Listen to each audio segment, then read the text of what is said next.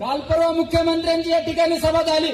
मुख्यमंत्र्यांनी महानगरपालिकेच्या भ्रष्टाचारावर बोलायला अपेक्षित होतं. मुख्यमंत्र्यांनी काय सांगितलं? सिस्पे घोटाळ्याची चौकशी करू. अभिनंदन मुख्यमंत्री साहेब. सिस्पे घोटाळ्यात माझ्या गोरगरीब लोकांचे पैसे अडकले. तुम्ही 8 महिन्यांनी जागे झाले. सिस्पे घोटाळा झाल्यानंतर दिल्लीला गेलो. आदरणीय पवार साहेबांना सांगितलं हे अशा सिस्पे घोटाळ्यात माझ्या गोरगरीब लोकांचे पैसे अडकलेत आणि हे धनदानगे लोक पैसे कमवून परदेशात गेले. कुणी काय या ठिकाणी फिरतात. तुम्ही त्याची चौकशी लावा. मुख्यमंत्र्यांना तुम्ही पत्र द्या. माझ्या पत्रावर रिमार्क मारून पवार साहेबांनी मुख्यमंत्र्याला पत्र दिलं, गृहमंत्र्यांना पत्र दिलं, सिस्पेची चौकशी लावली. आणि आज काल परवा म्हणले सिस्पेची चौकशी करायची. अरे सिस्पेमध्ये कुठल्या निलेश लंकेने सांगितलं नाही पैसे टाका का कुठं काय करा. फक्त एखाद्या कार्यालयाच्या उद्घाटनाला गेलो. कार्यालयाच्या उद्घाटनाला अनेक पुढाऱ्यांचे नाव होते, अनेक लोकांचे नाव होते.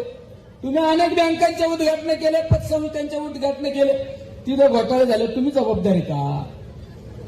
मी तर काल परवा सांगितलं प्रवरा सहकारी साखर कारखान्याचे शेतकऱ्यांच्या नावावर कर्ज काढलं, कर्ज माफीत बसवलं आणि ते स्वतःच्या अकाउंटला पैसे फिरून गेले. हे तर तुमचे धंदे, हे आमचे धंदे नाही. आम्ही गरीब आहे, आम्ही गरीब आहे पण स्वाभिमानाने खातो. आम्ही दुसऱ्याच्या ताटात लोडून खात नाही हे सुद्धा या ठिकाणी सांगतो.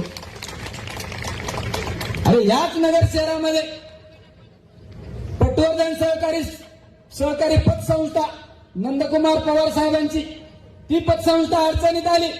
ती पतसंस्था अडचणीत आल्यानंतर तुम्ही प्रवरा सहकारी बँकेला ती हँडओव्हर केली. माझे गोरगरीब ठेवीदार मरून गेले बिचाऱ्यांचे, पण पैसे काढून देताना आले.